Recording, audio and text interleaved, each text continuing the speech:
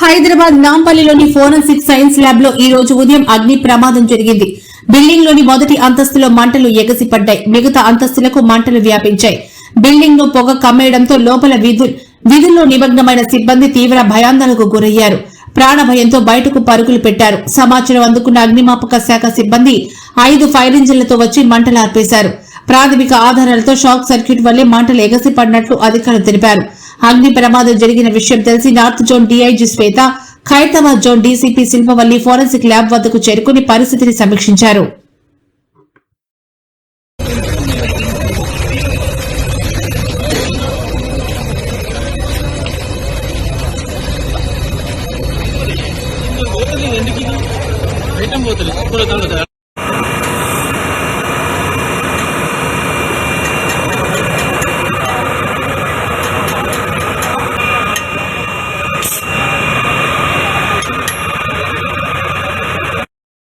పరిధిలోని state ఎఫెక్టల్ building లో మనకి సుమారు 10:30 ప్రాంతంలో చిన్న స్మోక్ రావడం గమనించారు.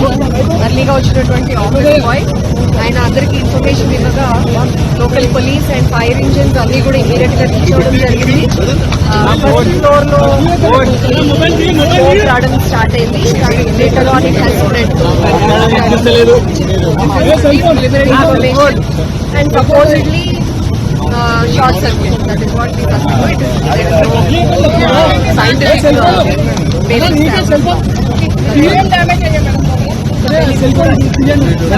కేసులకు సంబంధించిన ఆధారాలన్నీ సాక్ష్యాలన్నీ ఇక్కడే ఉంటాయి కదా, అదేమన్నా సేఫ్ గా ఉన్నట్టు ఏమైనా గుర్తించారు? మొత్తం అంతా తగ్గిన తర్వాత కానీ మీ కాన్సే అంటే ఇంకా మంటలు ఉన్నాయా మేడం? అదుపులో మంటలు లేవు. ఓన్లీ స్లో కంబషన్ అవుతుంది. ప్రమాదం ఎలా జరిగింది అనేది మన అంచనా ప్రాబబ్లీ షార్ట్ సర్క్యూట్. సిబ్బంది ఉండే మేడం లోపల?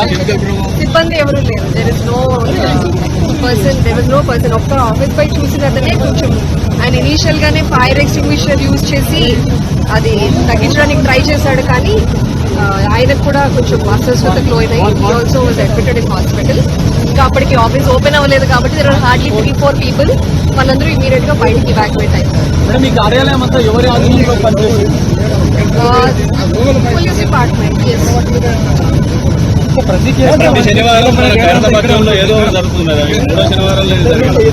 ఇంకా అట్లా అనుకుంటే రోజు ఏదో ఒకటి జరుగుతుంది కానీ things happen. There are accidents.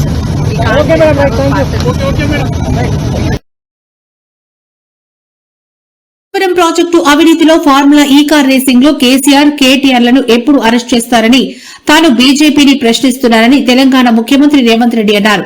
వారిద్దరిని కేంద్ర మంత్రి కిషన్ రెడ్డి కాపాడుతున్నారని ఆరోపించారు. కిషన్ రెడ్డి ఇక్కడ కల్వకుంట్ల కిషన్ రావుగా మారారని ఎద్దేవా చేశారు. ఎంపీగా ధర్మపురి అరవింద్ ను 2 సార్లు గెలిపించిన నిజామాబాద్ ప్రాంతానికి బీజేపీ చేసిందేమీ లేదని తెలంగాణ ముఖ్యమంత్రి రేవంత్ రెడ్డి అన్నారు. నరేంద్ర మోదీ 3 సార్లు ప్రధాని అయ్యారని, కానీ నిజామాబాద్ స్మార్ట్ సిటీ కాలేదని విమర్శించారు. ఇక్కడి వ్యవసాయం తెలంగాణకి కాదు దేశానికి ఆదర్శమని అన్నారు. తనకు కులం మాత్రం లేదని అందరి వాడని ముఖ్యమంత్రి రేవంత్ రెడ్డి వ్యాఖ్యానించారు. నిజామాబాద్ జిల్లా గొప్ప నాయకులను అందించిందని, మున్సిపల్ ఎన్నికల్లో విలక్షణమైన తీర్పునివ్వాలని కోరారు. ఇదేనా నువ్వు తెలంగాణకు చేసిన సాయము? ఎప్పట్లోగా నువ్వు మెట్రో రైలుకు అనుమతి తెస్తావు? ఎప్పట్లోగా మూసీకి నిధులు తెస్తావు? ఎప్పట్లోగా రీజనల్ రింగ్ రోడ్డును అనుమతిస్తావు? ఎప్పటిలోగా పాలమూరు రంగారెడ్డి ఎత్తిపోతలకు నీటి కేటాయింపులు తీసుకొస్తావు? నేను అడుగుతున్న కిషన్ రెడ్డిని, ఇవేమీ లేకుండా మా పట్టభద్రుల ఓట్లు అడుగుతావా నువ్వు? నీకేం అర్హత ఉందని నేను అడుగుతున్నా. ఇవాళ నీకు అర్హత ఏముంది ఓట్లు అడగడానికి? నువ్వు మెట్రో రైలుకు అనుమతి ఇవ్వవు, మూసికి నిధులు ఇవ్వవు, పాలమూరు రంగారెడ్డికి నీటి కేటాయింపులు చేయవు, రీజనల్ రింగ్ రోడ్డుకు అనుమతి తీసుకురావు. ఏది తీసుకురా అని దద్దమ్మ కిషన్ రెడ్డి, నీకు ఓట్లు అడిగే అధికారం ఎక్కడిది తెలంగాణ రాష్ట్రంలో అని నేను అడుగుతున్న మిత్రులారా. ఇవాళ గుండెల మీద చెయ్యేసుకో. ఎవరికి రా నువ్వు జాతి పితావు? ఎవడు నీ జాతి? వినోద్రావు నీ జాత? ఎర్రబల్లి దయాకరావు నీ జాత? కుక్కడపల్లి కృష్ణారావు గారు నీ జాత? లేకపోతే తన్నీరు హరీష్ రావు గారు నీ జాత? నీ జాతికి పిత ఉండొచ్చు, మాకు మా నల్గొండకో లేకపోతే మా పాలమూరుకు నీ జాతితో ఏం పని? నీ జాతి ఏంది? నీ నీతి ఏంది? మీ కిషన్ రెడ్డి కాదు. ఇవాళ మీ కిషన్ రెడ్డి కల్వకుంట్ల కిషన్ రావుగా మారిండు. కేసీఆర్ కో కొడుకున్నాడు, కేసీఆర్ కో పుత్రుడు ఉన్నాడు. దొంగ పుత్రుడు కేటీఆర్. ఇవాళ కేసీఆర్ కి ఇంకో దత్తత పుత్రుడు ఉన్నాడు. ఆయన పేరు కల్వకుంట్ల కిషన్ రావు. దొంగ పుత్రుడు దత్తపుత్రుడు కలిసి ఈ రోజు కేసీఆర్ అవినీతిని కాపాడే ప్రయత్నం చేస్తున్నారు. మొట్టమొదట రామచంద్రరావు గారు కిషన్ రెడ్డి గారిని జనజీవన స్రవంతిలోకి తీసుకురా. ఈ రోజు కేసీఆర్ కు కాదు ఊడిగం చేయాల్సింది తెలంగాణ ప్రజలకు సేవ. ఓ మహిళ సోషల్ మీడియాలో చేస్తున్న రీల్ పై హైదరాబాద్ సిపి సజ్జనార్ ఫైర్ అయ్యారు. రీల్ వీడియోలో మహిళ తన కన్న బిడ్డలను బావి అంచులపై నిలబెట్టి డాన్స్ చేస్తున్నట్లు కనిపిస్తోంది. అంతేకాకుండా ఇద్దరు పిల్లలను తన చేతిలో పట్టుకుని బావిలో వదులుతున్నట్లు పట్టుకుంది. ప్రస్తుతం ఈ వీడియో సోషల్ మీడియాలో వైరల్ అవ్వడంతో నెటిజన్లు తీవ్ర ఆగ్రహం వ్యక్తం చేస్తున్నారు. అయితే ఈ వీడియోను ట్విట్టర్ లో షేర్ చేసిన సజ్జనార్ మహిళ తీరుపై మండిపడ్డారు. కన్న బిడ్డలను బావి అంచు నిలబెట్టి రీల్స్ చేయడం సాహసం కాదని అది మూర్ఖత్వం అని పేర్కొన్నారు. ఆత్మహత్య దృశ్యమని అన్నారు. పిల్లలకు రక్షణగా ఉండాల్సిన పెద్దలే వారి మృత్యువును అంచున నిలబెట్టడం చూస్తుంటే సమాజం ఎటుపోతుందో అర్థం కావడం లేదన్నారు. సోషల్ మీడియా పిచ్చిని ప్రాణాల మీదకు తెచ్చుకోవద్దని హెచ్చరించారు. ఇలాంటి ఉన్మాద చర్యలను ప్రోత్సహించవద్దన్నారు.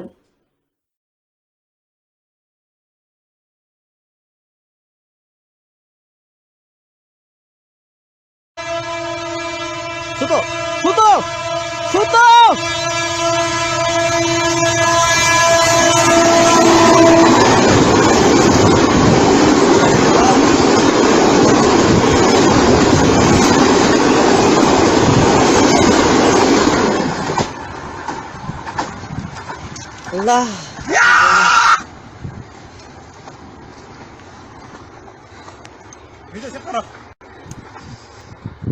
Video मैंने अभी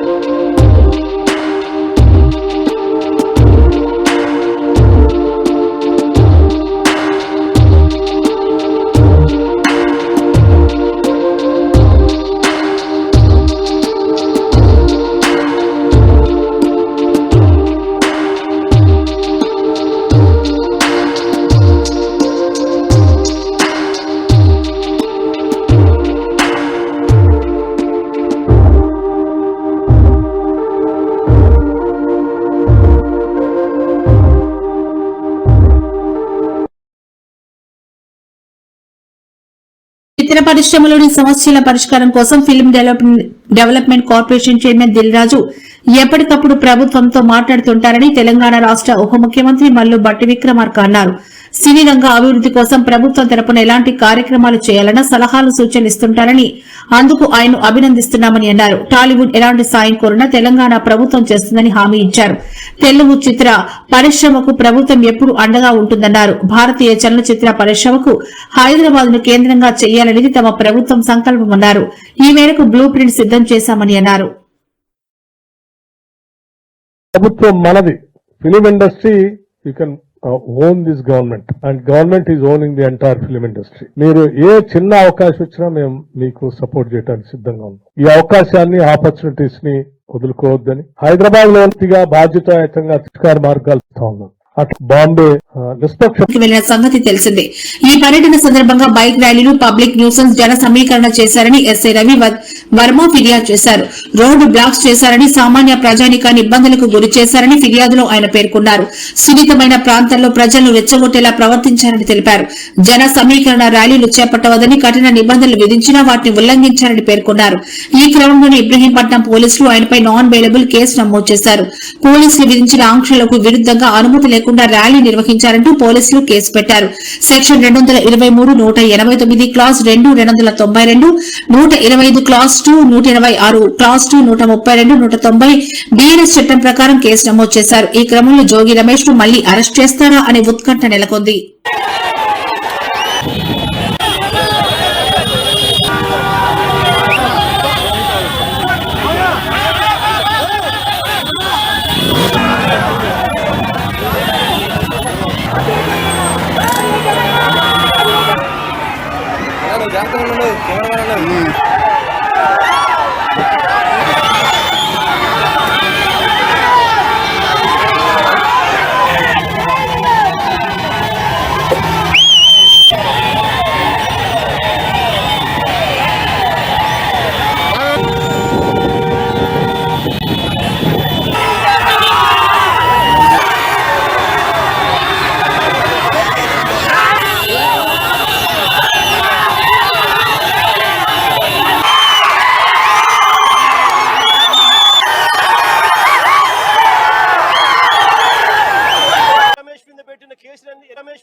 కల్తీ లిక్కర్ చేయగలుగుతాడా?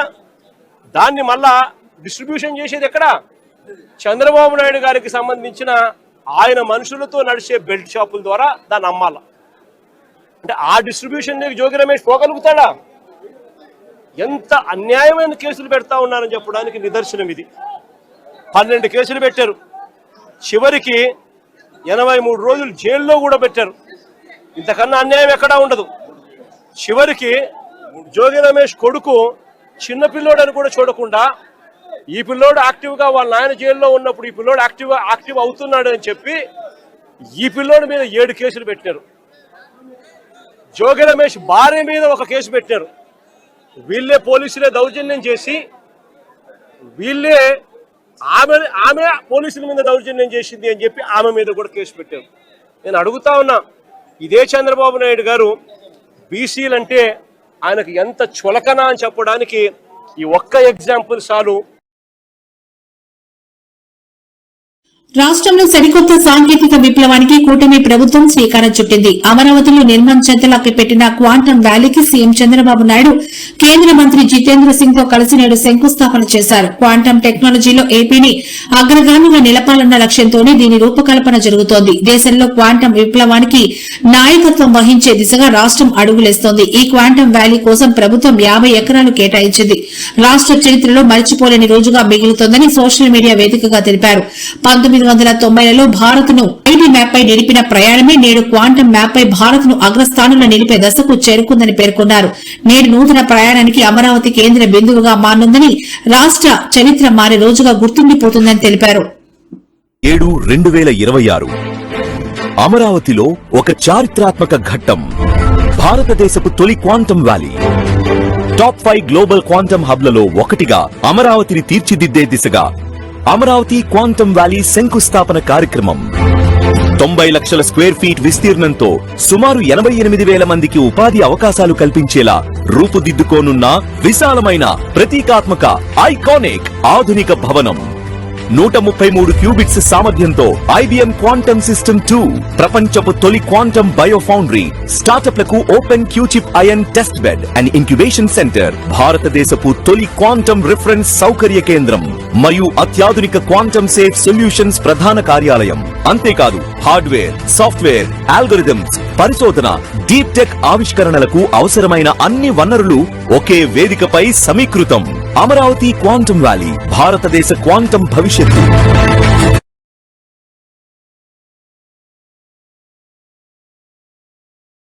హైదరాబాద్ విజయవాడ జాతీయ రహదారిపై ఎన్టీఆర్ జిల్లా కంచుకచెర్ల మండలం కీసర వద్ద ఓ ప్రైవేట్ ట్రావెల్స్ బస్సు అగ్ని ప్రమాదానికి గురైంది. బస్సు దగ్ధం అయినప్పటికీ డ్రైవర్ అప్రమత్తతతో పెను ప్రమాదం తప్పింది. ప్రయాణికులందరూ సురక్షితంగా బయటపడడంతో అందరూ ఊపిరి పీల్చుకున్నారు. హైదరాబాద్ నుంచి విజయవాడకు బయలుదేరిన ప్రైవేట్ ట్రావెల్స్ బస్సులో ఒక్కసారిగా వెనక భాగంలో మంటలు చెలరేగాయి.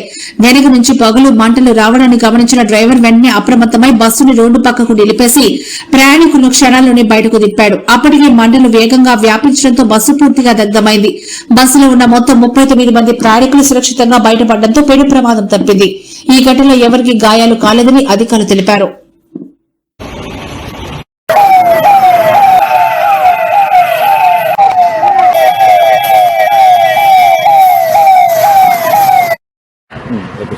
అందరికీ నమస్కారం అండి. నేను కంచిచర్ల పోలీస్ స్టేషన్ ఈరోజు ఉదయం సుమారుగా 5:40 మాకు ఉదయం 6 గంటల టైంలో మాకు ఇన్ఫర్మేషన్ అందింది. ఇక్కడ కేసర దాటిన తర్వాత టువర్డ్స్ హైదరాబాద్ విజయవాడ, కేసర దాటిన తర్వాత ఇన్వెంటా కంపెనీ దాటిన తర్వాత ఇలా బస్సు ఫైర్ యాక్సిడెంట్ జరుగుతుంది మాకు ఇన్ఫర్మేషన్ రావడం, ఇమీడియట్గా మేము స్పాట్కి రావడం జరిగింది. ఇది ప్రైవేట్ ట్రావెల్స్ బస్సు. మేము వచ్చేసరికి బస్సు తగలబడుతుంది. ఇమీడియట్గా మేము ఫైర్ సిబ్బంది అంతా కూడా మంటలను అదుపులో తీసుకున్నాం. ట్రాఫిక్ కూడా రెగ్యులేట్ చేసాము. ఇక్కడ ఎవరికి ఎటువంటి ప్రాణాపాయం ఏం జరగలేదండి. బస్సులో ఉన్న ఎవరికి కూడా ఎటువంటి ప్రాణాపాయం ఏం జరగలేదు. బస్సులో బ్యాక్ సైడ్ స్మోక్ వస్తుందని చెప్పి డ్రైవర్ పక్కన ఆపాడంట. ఆపి ఇమీడియట్గా ప్యాసింజర్లందరినీ దింపి వాళ్ళ లగేజ్లు కూడా తీసుకున్న తర్వాత నేను చూస్తే బస్సు అలా ఫైర్ స్టార్ట్ అయింది. ఇమీడియట్గా మాకు ఫైర్ ఇచ్చిన వాళ్ళకి ఇన్ఫర్మేషన్ అవడంతో దీనిలోకి వచ్చాం. ప్రస్తుతానికి అయితే ఎటువంటి ప్రాణాపాయం లేదు. అంటే ట్రాఫిక్ కానీ ఫైర్ కానీ కంట్రోల్. మొత్తం ఎంతమంది సార్ ప్రయాణికులు? మొత్తం 39 మంది ప్రయాణికులు ఉన్నారని చెప్పి డ్రైవర్ చెప్పారు.